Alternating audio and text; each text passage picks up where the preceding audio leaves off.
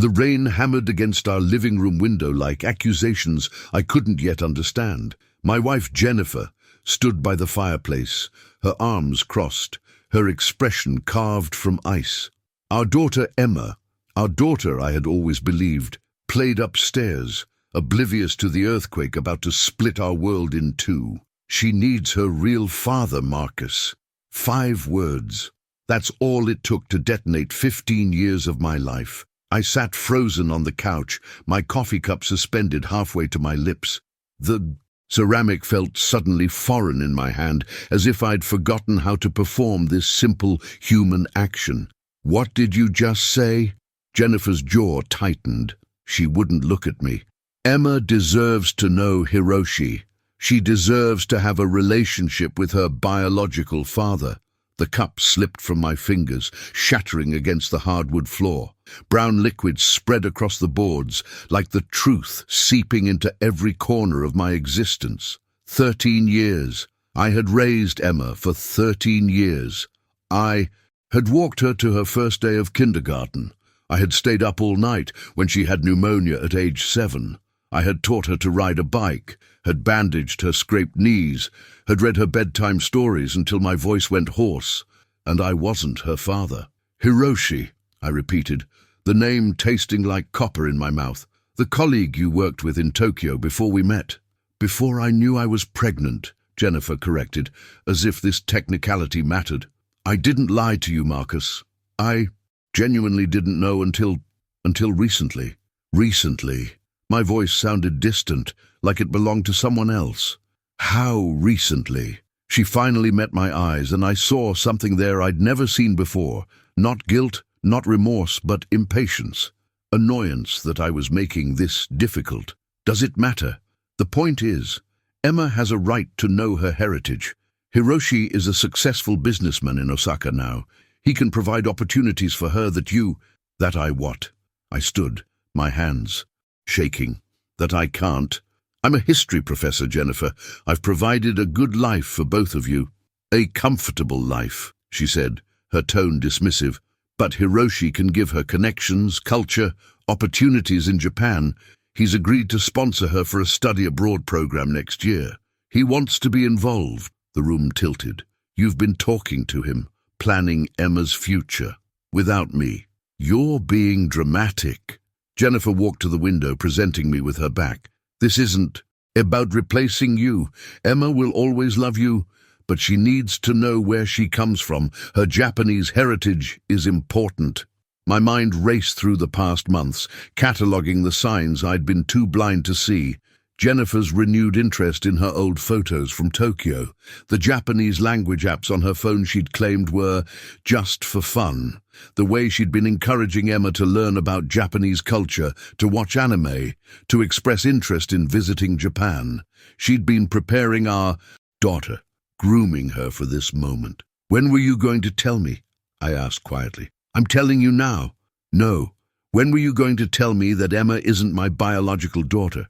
Or were you ever going to tell me at all? Jennifer turned, and for a moment I saw something flicker across her face. Not shame, calculation. She was measuring her next words carefully. The DNA test came back 3 months ago. I had it done when Emma needed blood work for her sports physical. I noticed her blood type didn't match ours, and I needed to know. 3 months. She'd known for 3 months and said nothing, had smiled at me over dinner, had let me help Emma with her homework, had let me be a father while knowing I had no biological claim to the title. I want to see the test, I said. Marcus, I want to see the goddamn test, Jennifer. She pulled out her phone with exaggerated patience, like a teacher dealing with a slow student. A few taps, and she handed it to me. The laboratory. Results were clinical. Definitive, 0 probability of paternity. The numbers blurred as my eyes filled with tears I refused to let fall. What do you want me to do? I asked, handing back the phone. Just step aside? Pretend I haven't been her father for 13 years. I want you to be mature about this. Jennifer's voice had taken on that lecturing tone I'd grown to hate over the past year. Emma is old enough to understand. Hiroshi wants to video call with her this weekend. I think we should tell her together gently and then let her start building a relationship with him. This weekend, I laughed, a broken sound. You've got it all planned out. Someone has to think about Emma's future. The implication hung in the air, that I wasn't, that I was being selfish by objecting to having my daughter, yes, my daughter, biology be damned, handed over to a stranger in Japan. I need time, I said. I need time to process this. We don't have time, Marcus. Hiroshi is planning to visit next month. I want Emma comfortable with the idea before then. If you're feeling this story, don't just watch. Be part of it. Hit that subscribe button and let me know in the comments. Have you ever discovered a truth that shattered everything you believed? Let's talk about it. Your story matters. I didn't sleep that night. While Jennifer slept soundly beside me, how could she sleep? I stared at the ceiling and made lists in my mind. Questions I needed answered, facts I needed to verify. Because something felt wrong about this entire situation. I'd been a history professor for 20 years. I'd built my career on research, on verifying sources, on not accepting convenient narratives without evidence. And Jennifer's story, while emotionally devastating, had holes in it. The next morning I called in sick to the university. Jennifer had already left for her marketing job, and Emma was at school. I had the house to myself, and 7 hours before anyone would be home, I started with Jennifer's email.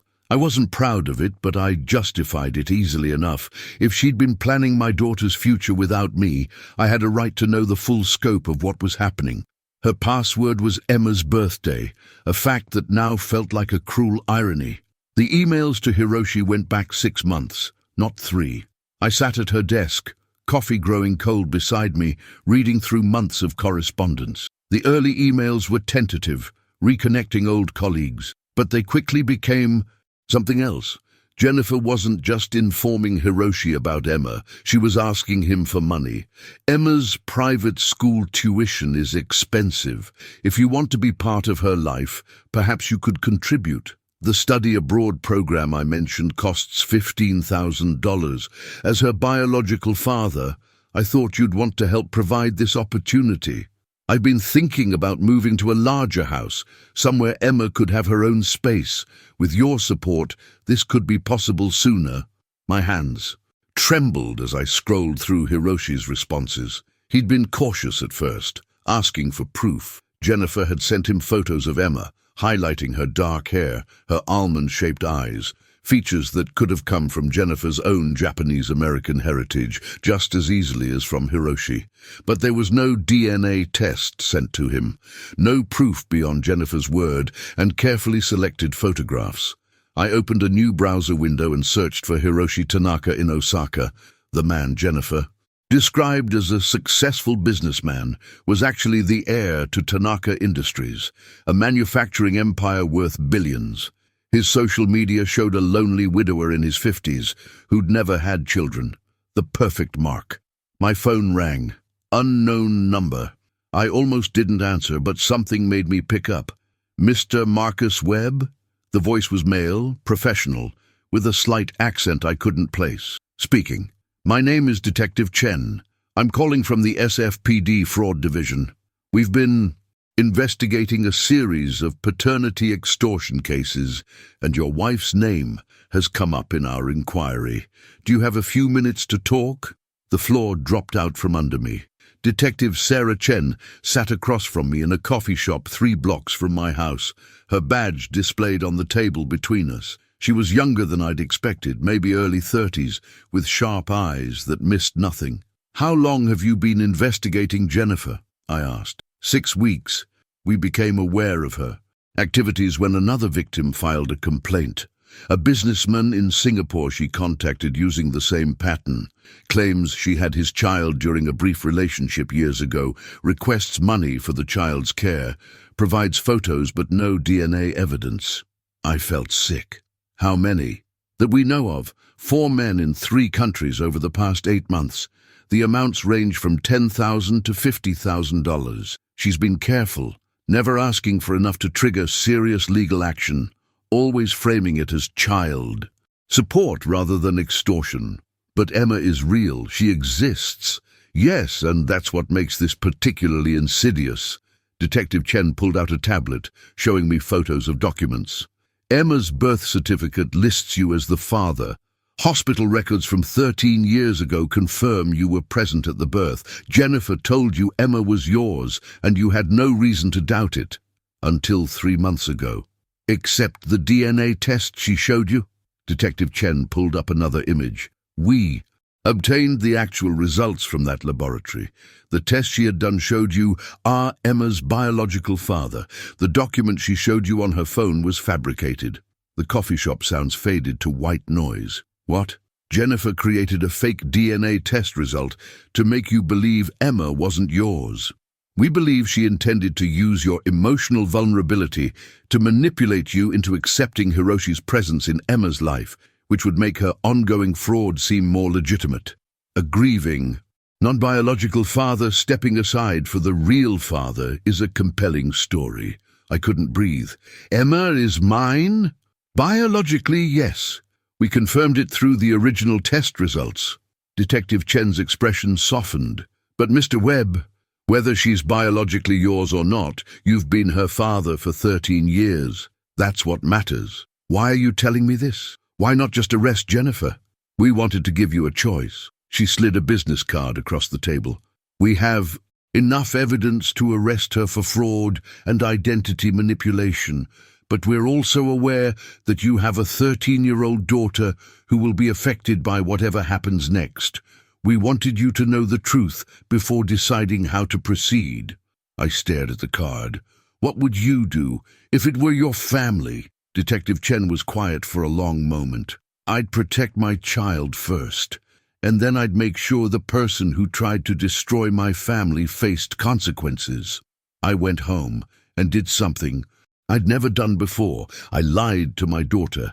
When Emma came home from school, I hugged her tighter than usual. She squirmed away with a laugh, 13 and too cool for dad hugs, but I didn't care. She was mine, not just in my heart, but in reality. The relief was overwhelming. Dad, you're being weird, Emma said, dumping her backpack by the door. Just happy to see you, sweetheart. When Jennifer came home an hour later, I was calm. I'd spent the afternoon planning, thinking through every angle, like I was preparing a lecture.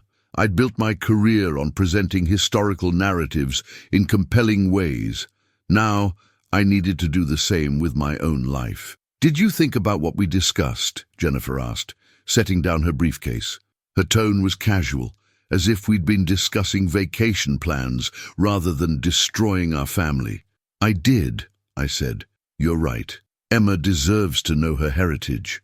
Jennifer's eyes narrowed slightly. She'd been expecting a fight. You're okay with the video? In call this weekend? Absolutely. In fact, I think we should go further. I kept my voice level, enthusiastic. If Hiroshi wants to be part of Emma's life, maybe I should meet him too, build a relationship. I could even visit Japan, see where Emma's biological father lives, understand that part of her culture. I watched Jennifer's face carefully. For just a moment, uncertainty flickered across her features. You want to go to Japan? Why not? I'm a history professor. I've always wanted to visit. Osaka, Kyoto. And if Hiroshi is going to be part of our lives, I should meet him in person, don't you think? Show Emma that adults can handle these situations maturely. Jennifer's smile didn't reach her eyes. That's surprisingly progressive of you, Marcus. I'm trying to do what's best for Emma. When did you say Hiroshi was planning to visit? Next month, but Marcus, I don't think you going to Japan is... I'll take my sabbatical early. The department owes me one anyway.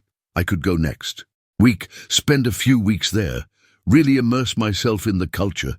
Then, when Hiroshi visits, we'll already have a relationship established. I could see her mind working, trying to find a reason to say no, without revealing why she didn't want me meeting Hiroshi. It's expensive, she finally said. I have money saved, and like you said, if this is about Emma's future, it's worth the investment. I pulled out my phone. In fact, let me email Hiroshi now, introduce myself. I'm sure he'd appreciate the gesture. No! The word came out sharper than she'd intended. She modulated her tone. I mean, Let me talk to him first. Prepare him. This is all very new for him too. Of course. But I'd like to meet him before the video call with Emma. That way I can reassure her that I approve, that I'm comfortable with this. You know how sensitive she is. Jennifer's jaw tightened. I'll arrange something. That night, I heard Jennifer on the phone in her office. The walls in our house were thin, and I'd positioned myself deliberately in the hallway. Her voice was urgent, stressed. He wants to meet you. I know it's complicated. No, I don't think he suspects. He says he wants to visit Japan next week. Can you stall him? There was a long pause. Fine. But if he shows up, you better stick to the story. Yes, I understand. Just transfer the money we discussed.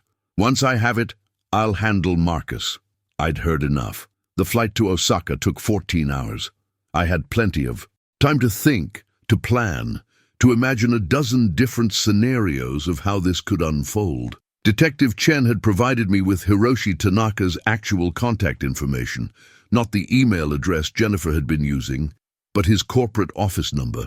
I'd called from the airport, identified myself as a professor researching Japanese manufacturing history, and requested an interview. Hiroshi's assistant had been accommodating, scheduling me for Thursday afternoon. I hadn't told Jennifer I was actually going. I'd played along for 3 days, pretending to make plans while she scrambled to control the narrative. Then, on Monday morning, I'd kissed Emma goodbye, told her I had a conference in Boston, and boarded a plane to Japan. Jennifer thought she had until the weekend to manage Hiroshi. She didn't know I was already in the air. Tokyo blurred beneath me as we descended, a sprawling testament to human ambition and reinvention. I'd been so many things in my life. A student, a teacher, a husband, a father. Now I was something new, a man fighting for his family with the only weapons I had, truth and persistence. I landed Tuesday morning, Tokyo time, took the Shinkansen to Osaka, checked into a modest hotel near Osaka Castle. The jet lag was brutal, but I didn't sleep. I spent the day walking through the city, acclimating, preparing myself for what came next. Wednesday, I received an email from Jennifer. Casual, checking in on my conference. I responded with academic enthusiasm, descriptions of Boston weather, mentions of colleagues she'd met before. I could almost hear her relief through the text. Thursday arrived with unseasonable rain, as if the weather itself was responding to the gravity of what I was about to do. Tanaka Industries occupied a gleaming tower in Osaka's business district. The lobby was all steel and glass. Modern efficiency married to traditional aesthetic touches. A young woman at reception spoke perfect English and guided me to the 20th floor. Hiroshi Tanaka's office overlooked the city, floor-to-ceiling windows, framing Osaka like a living painting.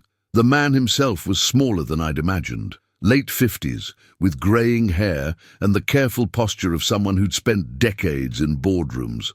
He stood when I entered, offering a slight bow before extending his hand. "Professor Webb, your research into post-war manufacturing recovery sounds fascinating. Thank you for taking the time, Mr. Tanaka."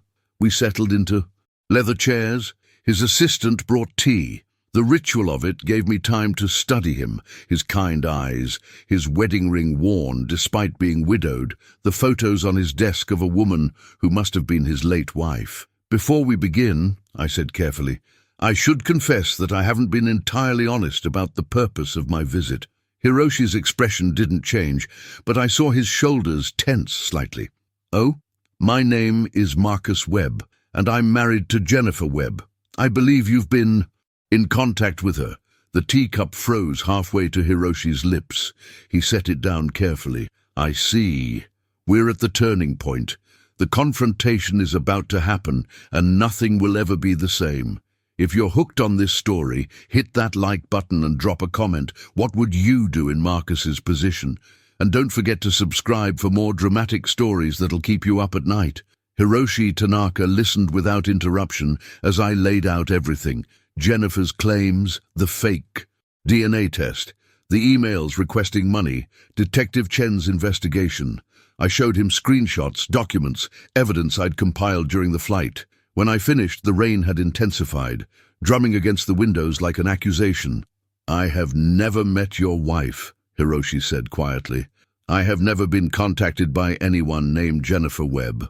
The words should have relieved me, but instead they deepened the mystery. "But she showed me emails, conversations with you about Emma, about her heritage, about—" "May I see these emails?" I pulled out my phone, opened the screenshots I'd taken of Jennifer's computer. Hiroshi studied them carefully, his expression growing darker with each message. "This email address is not mine. It's similar. One letter different in the domain name. Someone has created a fake account to impersonate me." He turned to his computer, typing rapidly. "And these requests for money, these promises of sponsorship, none of this happened. Professor Webb, I believe. Your wife has been conducting an elaborate fraud, and I am merely a prop in her story. But why you specifically?" Hiroshi pulled up a news article from 3 years ago. "My wife passed away from cancer. It was covered extensively in the Japanese press because she was the daughter of a prominent politician. The articles mentioned that we had no children, that her death left me alone." His voice caught slightly. "Your wife must have found these articles and decided I was an ideal target, a wealthy widower with no children who might be vulnerable to claims of previously unknown paternity." "Jesus!" I sat back, my mind reeling. "She's not even contacting you. She's just using your identity."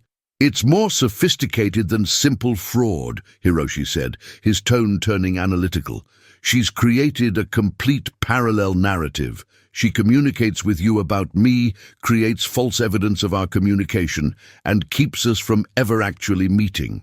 She probably has a fake Hiroshi, prepared for the video call. An actor, perhaps, or a confederate. The pieces click together. And when she has enough money, she disappears Emma and me from the equation somehow. Maybe claims I became unstable. Maybe arranges for Emma to visit Hiroshi in Japan and never comes back. Either way, she gets access to what she thinks is your wealth, while I remain completely unaware that any of this is happening." Hiroshi stood, pacing to the window. "Professor Webb, this is not the first time. Someone has attempted to exploit my circumstances. After my wife died, I received several marriage proposals from strangers, inheritance claims, various schemes, but this is more elaborate. I'm sorry for what Jennifer tried to do to you, for dragging you into this. You did not drag me. You came here seeking truth, which is more than most would do." Hiroshi turned back to me, and I saw something familiar in his expression. The same determination I'd felt when I boarded that plane. "And I think we can help each other." "How?" "Your detective can arrest your wife for fraud, but what then? She posts bail, lawyers complicate everything, and your daughter watches her mother be prosecuted. The emotional damage could be severe."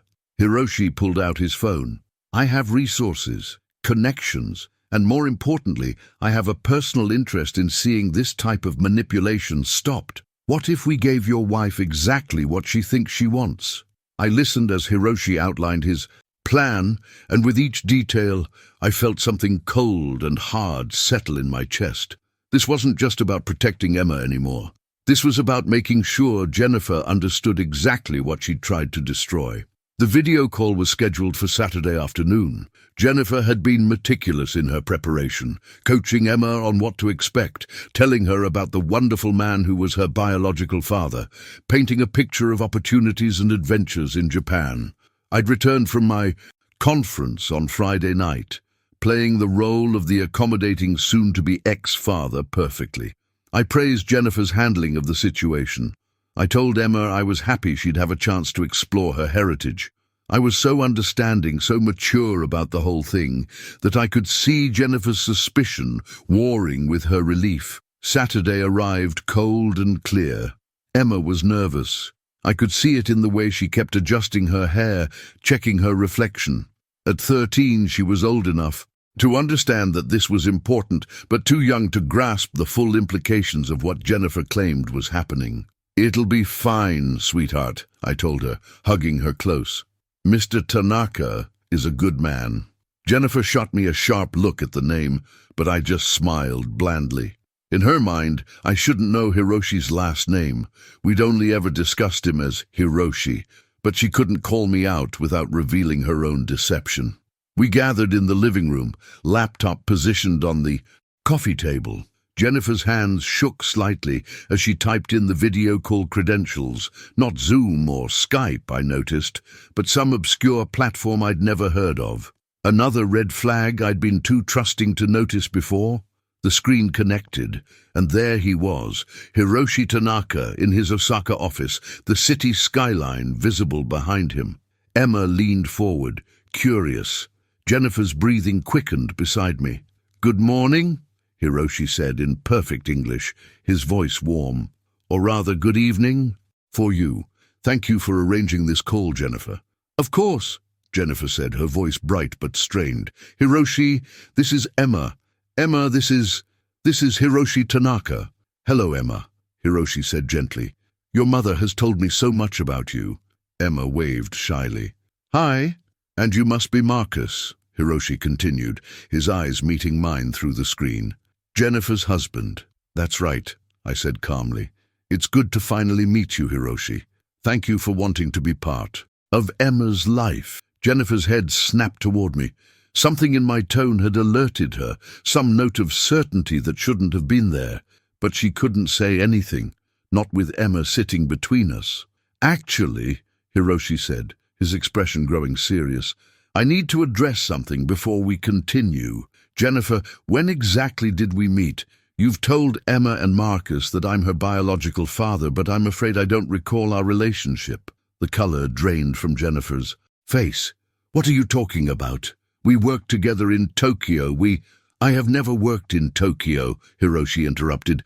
"I have lived in Osaka my entire life. I have never been employed by any company you could have worked for. And most importantly, I have never met you." Emma looked confused. "Mom, this is a mistake," Jennifer said, her voice rising. "You're confused, or this is the wrong—" "There is no mistake." Hiroshi's voice remained calm but firm. "Professor Webb visited me in Osaka on Thursday. We've compared notes. The emails you showed him claiming to be from me came from a fake account. The promises of sponsorship, the money you've been requesting, none of it was real.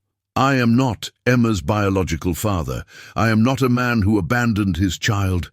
I am simply a widower whose circumstances you exploited for fraud." "Emma, go to your room," I said quietly. "But Dad—" "Now, sweetheart, please." Something in my voice made her obey without further question. Her footsteps thundered. Up the stairs. A door slammed. Jennifer turned to me, her expression transforming from shock to calculation to rage in the space of seconds. "You went to Japan. You actually went to Japan." "I did. You had no right." "I had every right." The calm I'd maintained for days shattered. "You tried to convince me that my daughter wasn't mine. You created a fake DNA test. You've been extorting money from men in 3 countries using the same scam." "I don't know what lies he told you." "Detective Chen sends her regards," I said quietly. "She's been investigating you for 6 weeks. She has emails, bank records, testimony from your other victims. It's over, Jennifer."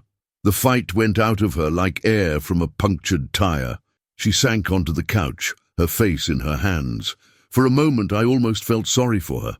Then I remembered the fake DNA test, the way she'd been willing to destroy my relationship with Emma for money, and the pity vanished. "Why?" I asked. "Just tell me why." Jennifer laughed, a bitter sound. "Because I'm tired of being comfortable, Marcus. Comfortable isn't enough. I wanted more. I deserved more. And you—" She looked up at me with genuine contempt. "You, with your tenure and your history books and your satisfaction with mediocrity. I married potential, and I got a man who's happy teaching the same classes for 20 years. So, you decided to commit fraud. I decided to take control of my own life, to create opportunities for Emma that you never could. Emma has everything she needs. She has what you think she needs, but there's a whole world out there, Marcus, a world of real wealth, real power, and I was going to give her access to it. By lying to her, by destroying her relationship with her father. You'll always be her father, Jennifer said dismissively. Biology doesn't change that. But she needed to believe in possibilities beyond your middle-class academic life. On the laptop screen, Hiroshi had been listening quietly. Now he spoke. Mrs. Webb, I want you to understand something. Your daughter does not need my wealth or my connections. What she needs is parents who value truth, integrity, and genuine love over material gain. Professor Webb has given her that. You have given her lies. You don't understand. I understand perfectly. I understand loss, and I understand people who try to exploit that loss for profit. Professor Webb and I have decided not to press charges, but only under certain conditions. Jennifer's eyes snapped to me. What conditions? Detective Chen arrived 30 minutes later, accompanied by a family lawyer Hiroshi had recommended. We sat around the dining room table. Me, Jennifer, the detective, the lawyer, while Emma remained upstairs, headphones on, mercifully insulated from the negotiations that would determine her future. The fraud charges are substantial, Detective Chen explained, sliding documents across the table. 4 confirmed victims, totaling $127,000 in fraudulent child support payments, identity theft, creating false legal documents. The Singapore victim wants to prosecute. The others are willing to forego charges if restitution is made. Jennifer's face was ashen. I don't have that kind of money. Yes, you do, I said quietly. Your mother's inheritance. The account you thought I didn't know about. That's my money, which you planned to keep hidden while extorting strangers for Emma's future. I pushed a document toward her. Here's the deal. You repay every cent you fraudulently obtained. You sign over full custody of Emma to me. You undergo psychological evaluation and counseling, and you stay away from us for a minimum of 5 years. You can't take my daughter. You tried to take her from me. My voice rose despite my efforts at control. You fabricated DNA evidence to make me believe she wasn't mine. You were going to hand her over to a stranger, or whoever you'd hired to play Hiroshi in person, all so you could access money you thought he had. What kind of mother does that? The lawyer cleared her throat. Mrs. Webb, if this goes to trial, you will face prison time. The evidence is overwhelming. Mr. Tanaka has video of Professor Webb's visit, time-stamped and corroborated by multiple witnesses. We have the original DNA test showing Professor Webb is Emma's biological father. We have recovered emails from your computer showing the full extent of the fraud. However, Detective Chen continued, if you agree to these terms, we can structure this as a family matter rather than a criminal case. You'll have supervised visitation rights after 2 years, pending psychiatric clearance.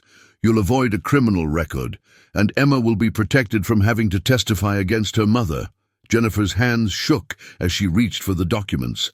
If I sign this, what happens to me? You'll need to find a new job, the lawyer said. Your current employer will be informed of the ethical violations. You'll need to make monthly restitution payments, and you'll need to demonstrate genuine rehabilitation if you ever want meaningful contact with your daughter again. This is too harsh. No, I interrupted. Harsh would be Emma finding out that her mother was willing to trade her for money.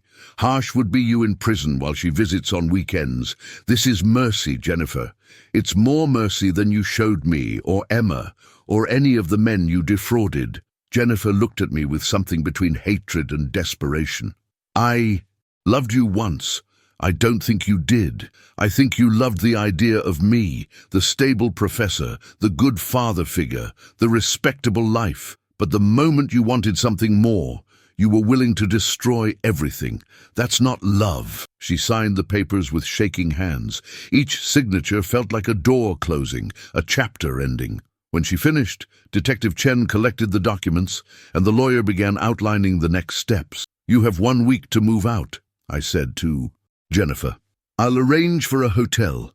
Emma and I will stay with my sister until you're gone. After that, any communication goes through the lawyers. Can I say goodbye to her? I thought about it. About Emma upstairs, about the years ahead when she'd have questions, when she'd need to make sense of why her mother was gone. You can write her a letter, a truthful one. No lies, No manipulations, no promises you can't keep. Just the truth about why you're leaving. Jennifer nodded, tears finally spilling down her cheeks. But I felt nothing. The woman I'd married was gone, had maybe never existed at all. This was just a stranger who'd shared my house and my life while planning its destruction. 3 months later, Emma and I sat in Hiroshi Tanaka's garden in Osaka. It was spring in Japan, and the cherry blossoms were in full bloom, petals drifting through the air like pink snow. Emma had taken the truth better than I'd feared. She'd been angry at first, at Jennifer for lying, at me for not telling her sooner. But child psychologists that Hiroshi had connected us with had helped her process it all. The betrayal, the confusion, the complicated emotions of loving a parent who'd done terrible things. "Do you think she meant it?" Emma asked, watching koi circle in the pond before us. "In her letter when she said she loved me, I think she loves you in the only way she knows how," I said carefully. "But sometimes love gets twisted up with other things. Ambition, greed, fear. It doesn't make it not real, but it doesn't make it healthy either. I'm glad you're my real dad, like my actual real dad." I pulled her close. "Me too, sweetheart." Hiroshi emerged from the house carrying a tray of tea and sweets. Over the past months, he'd become a genuine friend, not a replacement father for Emma, but something equally valuable, a mentor, a connection to a culture she was now genuinely interested in exploring. "The university contacted me," he told me as we settled into the garden. "Chairs. Your proposal for the cultural exchange program was approved. You'll be able to bring students here next spring." "That's wonderful," I said. And it was. From the ashes of Jennifer's fraud had come something real, a legitimate academic relationship between my university and Hiroshi's company, a program that would benefit students for years to come. "I've been thinking," Emma said suddenly, "about what I want to do, after college, I mean." "Oh?" "I want to work in fraud prevention, help people who've been scammed, especially with family stuff, because that's what Mom did, right? She didn't just steal money, she tried to steal you from me." My throat tightened. "That's a good goal. Uncle Hiroshi said he'd help me find internships when I'm older, in international business law." Hiroshi smiled. "I did say that, though I think she has many years before she needs to worry about internships. But it's good to have goals," Emma insisted. "Dad's always saying that. Know where you're going even if the path changes." I looked at my daughter, brilliant, resilient, choosing to transform her pain into purpose, and felt a surge of pride so intense it was almost painful. Jennifer had tried to take her from me, tried to convince me she wasn't mine, but biology was just one small part of what made us family. The real bonds were built in moments like this. Teaching her to find meaning in suffering, watching her choose growth over bitterness, seeing her take broken pieces and create something strong. A year after Jennifer signed the custody agreement, I received a letter from her therapist. Jennifer had completed her court-mandated treatment and was requesting supervised visitation with Emma. Emma and I talked about it for a long time. She was 14 now, old enough to have input into her own life. We sat in our new house, smaller than the one Jennifer and I had shared, but it was ours, earned through my work and decorated with Emma's art and memories of our trips to Japan. "Do you want to see her?" I asked. Emma stared at the letter, her expression unreadable. "I don't know. Part of me does. Part of me is still angry. Those things can both be true. What do you think I should do?" "I think you should do whatever feels right for you. If you want to see her, I'll support that. If you don't, I'll support that too. This isn't about what I need or what your mother needs. It's about what's best for you." Emma was quiet for a long time. Then, "Can we start small, like maybe letters first? I'm not ready to see her face to face." "Of course." The letter exchange began slowly. Jennifer wrote about her therapy, her new job in a different city, the ways she was trying to understand what she'd done. Emma wrote back carefully, asking questions, setting boundaries, working through her feelings with the help of her therapist. It wasn't forgiveness, not yet, maybe not ever, but it was a step towards something that might one day look like peace. Meanwhile, I'd been promoted to department chair at the university. The cultural exchange program with Hiroshi's company had won national recognition. Students were applying specifically to work with me on projects exploring post-war recovery and international business ethics. I'd built something from the ruins of my marriage, a career with renewed purpose, a relationship with my daughter that was deeper for having survived betrayal, and a friendship with Hiroshi that transcended the circumstances of its creation. One evening, as Emma and I were making dinner together, a Japanese recipe Hiroshi had taught us, she said suddenly, "I'm glad it happened." I nearly dropped the knife I was holding. What? What Mom did? I mean, I wish she hadn't done it, but if she hadn't, we wouldn't have gone to Japan. We wouldn't have met Uncle Hiroshi. You wouldn't have started the exchange program. I wouldn't have figured out what I want to do with my life. She stirred the pot thoughtfully. Bad things can lead to good things, right? If you don't let them break you.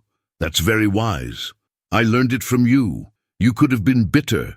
You could have tried to keep me from having anything to do with Japanese culture because of what Mom did. But you didn't. You turned it into something good. We turned it into something good, I corrected. This is a team effort, Emma. She grinned. Best team ever. That night, I sat in my study grading papers while Emma did homework in the living room. The house was quiet, peaceful. No underlying tension, no walking on eggshells, no wondering what new scheme was being hatched behind closed doors. Just the comfortable silence of people who trusted each other completely. My phone buzzed. A message from Hiroshi. The cherry blossoms will be early this year. You and Emma should come for Hanami. Bring your students if the timing works. I smiled, typing back a response. Then I walked to the living room, where Emma was surrounded by textbooks and notes. How would you feel about going to Japan in March? Hiroshi says the cherry blossoms will be early. She looked up, her face lighting up in a way that made her look younger than 14. Really? Can I help plan the trip? Absolutely. As we pulled up flight options and made lists of places to visit, I thought about the man I'd been a year ago, lost, betrayed, convinced his entire life was built on lies. That man had flown to Japan, desperate for answers. He'd found them. But more than that, he'd found a way forward. Jennifer had tried to steal my daughter, tried to convince me that biology trumped love, that wealth mattered more than integrity. She'd failed. Not because I'd defeated her in some grand confrontation, but because truth was stronger than lies, and love was deeper than DNA. Emma was mine. Not because of genetics, though that was confirmed and undeniable, but because of the 1,000 small moments we'd built together. The bedtime stories and skin knees and homework help and late-night talks about life and morality, and how to be a good person in a complicated world. No fake DNA test could change that. No amount of money could replace it. And that was the only truth that mattered. Epilogue. 2 years later. The university auditorium was packed for Emma's presentation. At 16, she was the youngest person ever selected to present at the International Ethics in Business Conference. Her topic, The Human Cost of Familial Fraud, a Personal and Statistical Analysis. I sat in the front row next to Hiroshi, who'd flown in specifically for this event. In the back, accompanied by her therapist, sat Jennifer. Emma had agreed to let her attend, a gesture of growth that had taken 2 years of therapy and carefully rebuilt trust to achieve. Emma stood at the podium, poised and confident, and began to speak. When I was 13 years old, I learned that my mother had tried to convince my father I wasn't his biological daughter. She created false evidence, manipulated my image of my heritage, and orchestrated an elaborate fraud, all in pursuit of money from a stranger she'd never met. The audience was silent, rapt. This could have destroyed me. It could have destroyed my relationship with my father. It could have made me cynical about family, about trust, about truth itself. Instead, it taught me that integrity matters more than biology, that love is built in actions rather than words, and that even the worst betrayals can become catalysts for growth if we choose to let them. She spoke for 30 minutes, blending personal narrative with statistical analysis, exploring the psychology of fraud and its impact on families. She talked about the other victims of similar schemes, about the children caught in the middle, about the importance of truth even when lies seem easier. And she did it all with compassion, even for Jennifer, even for the mother who'd tried to trade her for money. When she finished, the audience rose in a standing ovation. Hiroshi had tears in his eyes, and in the back, Jennifer was crying. But whether from pride or shame or some mixture of both, I couldn't tell. After the presentation, during the reception, Emma found me in the crowd. "How'd I do?" she asked, and for a moment she was 13 again, seeking approval, needing reassurance. "You were extraordinary," I told her. "I'm so proud of you I can barely breathe." She hugged me tight. "Thanks, Dad, for everything, for not giving up on me, on us, for turning Mum's lies into something that helped people. You did that, sweetheart. I just provided the example." Later, as people congratulated Emma and asked questions about her research, I found myself standing next to Jennifer. We hadn't spoken directly in 2 years. All communication had gone through lawyers and therapists. "She's remarkable," Jennifer said quietly. "You raised a remarkable daughter." "We raised her," I corrected, surprising myself. "You gave her life, even if you made terrible choices. Afterward. That still counts for something." Jennifer's eyes filled. "I never apologized, not really, for what I tried to do to you, to her, for the years I stole. You gave those years back when you signed the custody agreement, when you chose treatment over fighting, when you let Emma set the terms of your relationship instead of trying to manipulate her into what you wanted. It's been the hardest thing I've ever done. I believe that." We stood in silence, watching Emma talk animatedly. "With a professor from Harvard who was interested in her research. She wants to minor in Japanese studies," I told Jennifer. "Hiroshi's been helping her practice the language. She's planning to spend a semester abroad in Osaka, her junior year of college." "That's wonderful." Jennifer's voice was thick. "You know, if I'd just asked you for help instead of trying to manipulate everyone, if I'd been honest about feeling trapped, about wanting more, we might have worked something out." I finished. "Or we might not have, but Emma wouldn't have been collateral damage in a fraud scheme." "I know. I'll spend the rest of my life knowing that." Emma appeared beside us, looking uncertainly between me and her mother. "Is this okay?" she asked me. "That I invited her?" "It's more than okay. It's growth." Emma turned to Jennifer. "Did you understand my presentation? About how fraud doesn't just steal money, it steals trust?" "I understood every word," Jennifer said, "and I'm sorry. For all of it." Emma nodded slowly. "I know, and I'm working on forgiveness. But it's a process." "Take all the time you need," Jennifer said. "I'm just grateful you're giving me any time at all." As we left the conference that evening, Emma between Hiroshi and me, I thought about the journey we'd taken. From that rainy afternoon when Jennifer had shattered my world, to this moment of Emma's triumph, built on the ruins of betrayal, but constructed with integrity.